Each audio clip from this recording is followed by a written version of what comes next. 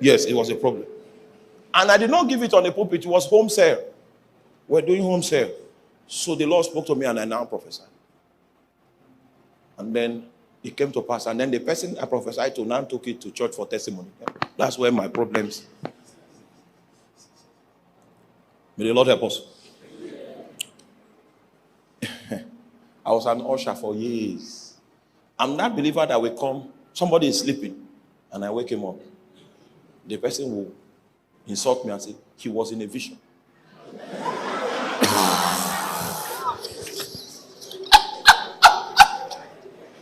That he was moving in a vision. And then I came and obstructed. It was when he was about to break through that I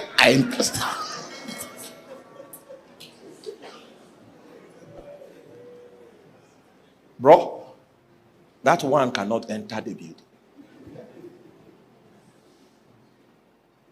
I was at the door for 14 years. I had the ability to teach. I was never given the opportunity. It was after 14 years I was given the opportunity to teach Sunday school. I had a prophetic grace, but that was not what I was given the opportunity to manifest. It was what teaching after 14 years. Let's not go there. Let's not go there. It will obstruct us. Maybe when we have workers' meeting, I will come and teach you some things. And then you will know that some people are anointed, but they have no future in what God is building. You know why? There are still blocks that have refused to yield to chiseling, so they have no place in the house. And as a preacher and a discipler for many years, I've seen those kind of people. 14 years outside the door. Nobody believed anything could come out of my life. In fact, I was in night prayers before the Lord. The Lord told me, I will take you to the nations of the world and you will be my voice. I came out, one of our senior brothers in the Lord, I told him that the Lord said he would take me all over the world. He rebuked me and said, that's pride.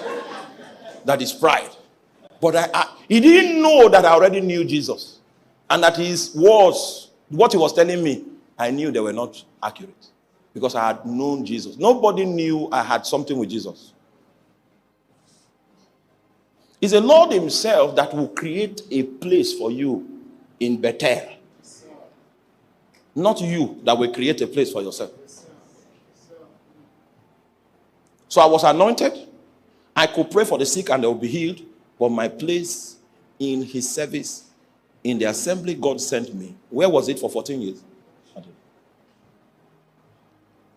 It was when one of the Sunday school teachers traveled that they said,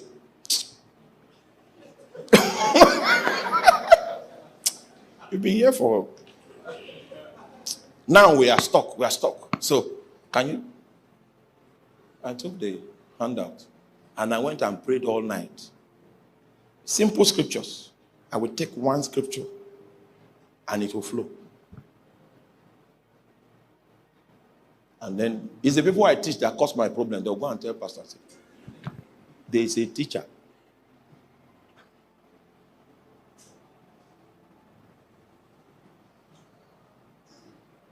Only my teaching ministry was accepted in that house that God was building. After a while, God created space for my teaching ministry and my prophetic ministry. He created it himself. And there were circumstances that led to that. I never promoted myself and I stand before God. All the opportunities I stepped into in ministry, Jesus created the opportunity. I did not fight for expression. Because if you are fighting for expression, it means you are still in AI. You are still a stone and you don't want to be chiseled. I've gone to another thing. So let me end. I'll give you 20 more minutes, then I will stop. Can you see that in this scripture, this man had known the name of the Lord? Are you there? So he began to call upon the name of the Lord. It means that there was some evidence of revelation. There was some evidence of disclosure that came to him because he was servicing his altar. He was attending to his altar. We came for a conference in church one day, and a minister of the gospel stood on the pulpit. And he said, there's a man that came into this place, and you are deaf in one of your ears. So the man identified. He came forward. And the man of God said, okay. Ask him to put one finger in his ear and block the ear that cannot hear. Then he prayed a simple prayer and asked him to open it. And that was the first time that man heard in his life from that ear. So after, I didn't even know remember the message he preached. After that, you know what I picked? My God can hear. My God can talk. It's okay. I went back home and I instituted night prayers. The reason why I started that prayer is because I wanted to hear the voice of God.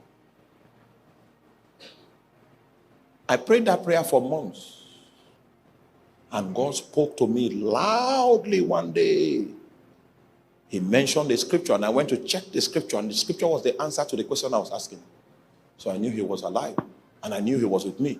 The discovery of the fact that God could speak to me settled my problem, because I knew that God knows how to make me prosper. If I maintain my relationship with God, he will guide my life. It was not my pastor that taught me how to hear God. I saw a man manifest the fact that he heard God, and I desired the same thing. And that was how I started building my own personal altar with God. Not church altar. What? Personal. So this man had a private revelation.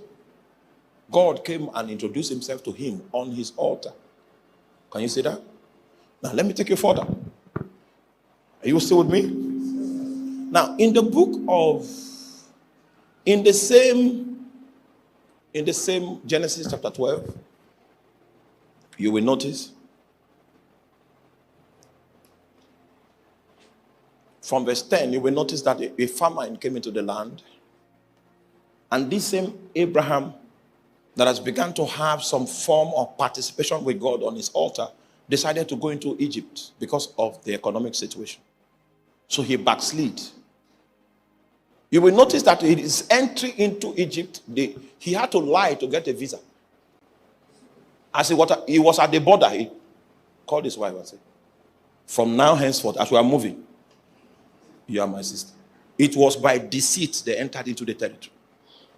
He had backslidden. He has lost confidence in the God that he was now building that relationship with. Just like every one of you here, there is a temptation for you to think that if you leave the presence of God and you go out there, that something will happen. Satan will always tell you that. At the end of the day, check Genesis chapter 13 from verse 1. Genesis 13:1. Are you there? Come with me. Oh my God. Genesis 13 verse 1. And Abraham, if you check Genesis 12:10, you will notice he went down to Egypt. You will notice there's a down there.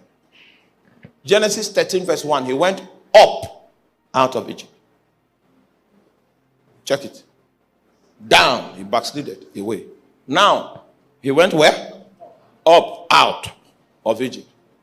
He and his wife and all that he had, and Lot with him into the south. Next verse.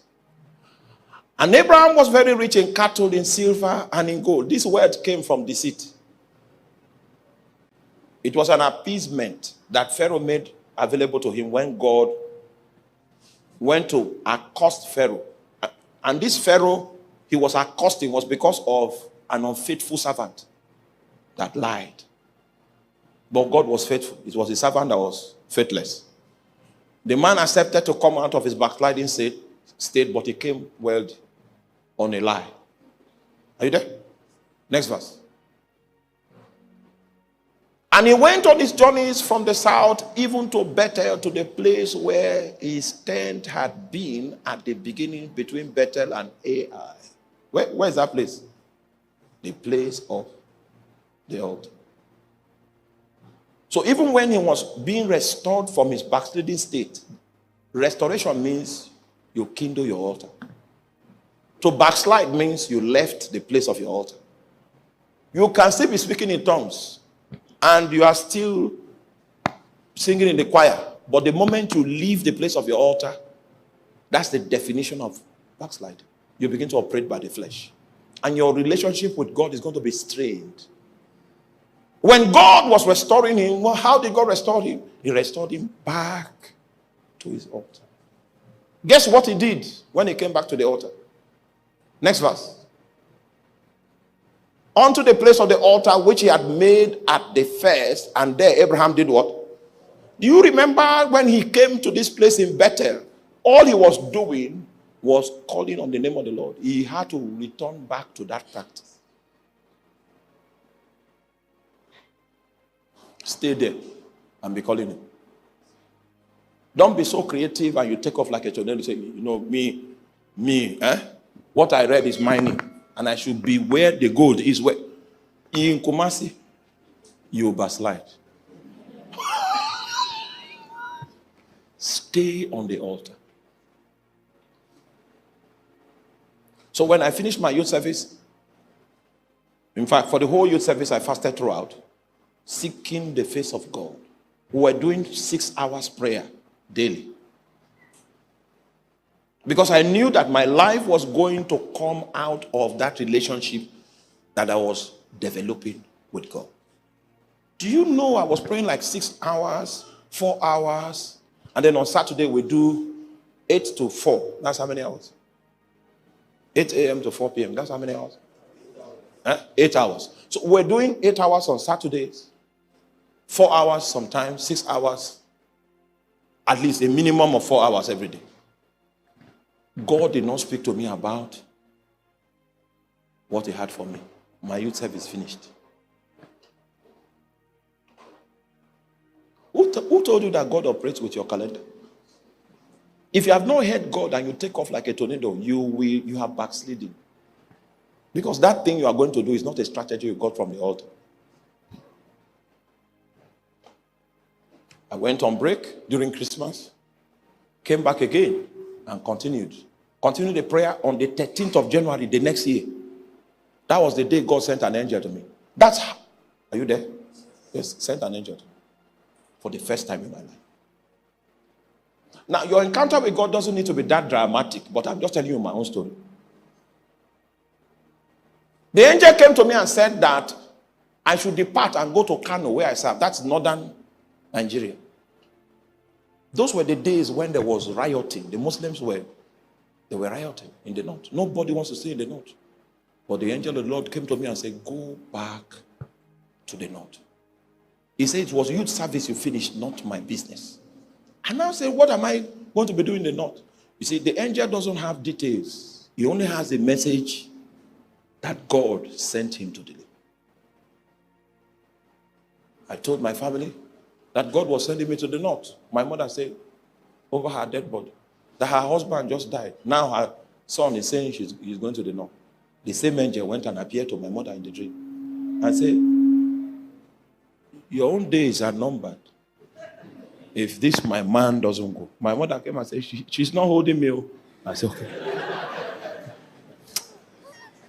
Because what Mani taught us, that do not violate physical authority in the name of trying to obey God. Yes, we were taught. I said, Lord, it's in your hand. She came and released me reluctantly because she was disciplined. Then I went back to Kano. Continued. We're doing 6 hours, 6 hours, 6 hours, 6 hours, 6 hours, 6 hours. I did that for 8 months. And then 4 angels came to my room. That was how my life started.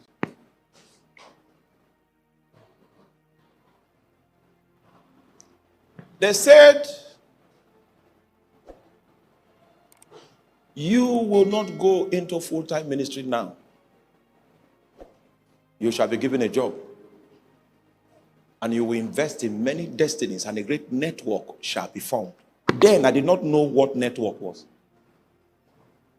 This was on the 20th of October 2002. I have them documented. You will not go into full-time ministry. I say, I am not asking for a job. When I was on campus, you didn't allow me to finish school. You were appearing. I almost left school in 300 level.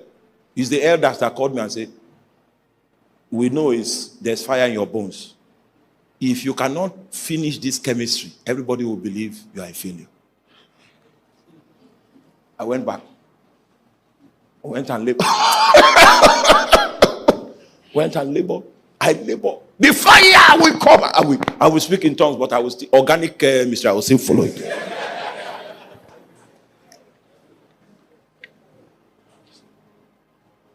I will still follow it.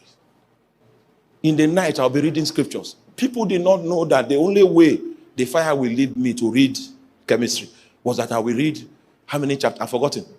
I finished Bibles. I finished many of them. When I've read the number of chapters, then the fire will allow me read chemistry. So people will be wondering, what is it theology this guy is doing or is doing? They didn't know. I read those chapters, then read chemistry, read the chapters, read chemistry. I graduated. Then I now told God, went on youth service, I said, I have graduated. Where are you? He didn't come for 2 years. I was still on the altar. May you not become wise and you decide to take off like a tornado without allowing your altar speak. I stayed there for 2 years. It was in October the next year that God now gave me direction. Say, you will not go into full-time ministry. Now, I will give you a job. I said, I'm not looking for a job. The angels did not know more than what they were sent to tell. I will give you a job. And you will invest in many destinies. You will not believe that I did not apply for that job. If I tell you that my name came out on a list for a job that I did not apply for, you will say I'm lying. But that is the truth. I didn't apply for it. My brother called me. I was in the wilderness in Kano preaching the gospel. They called me. Those were the days when cell phone came out. They called somebody that had a phone. And they connected me. Your name has come out somewhere. Come and do interview. I said, I did not apply for. He says, your name. It's your name.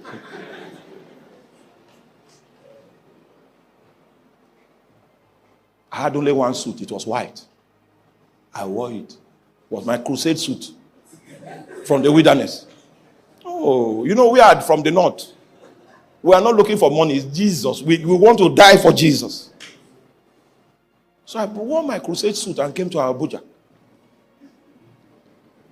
Everybody was studying. I was the only one that did not know what to study. I said, what is happening here? So one woman came out, read the names of the people on the list. My name was on number 143.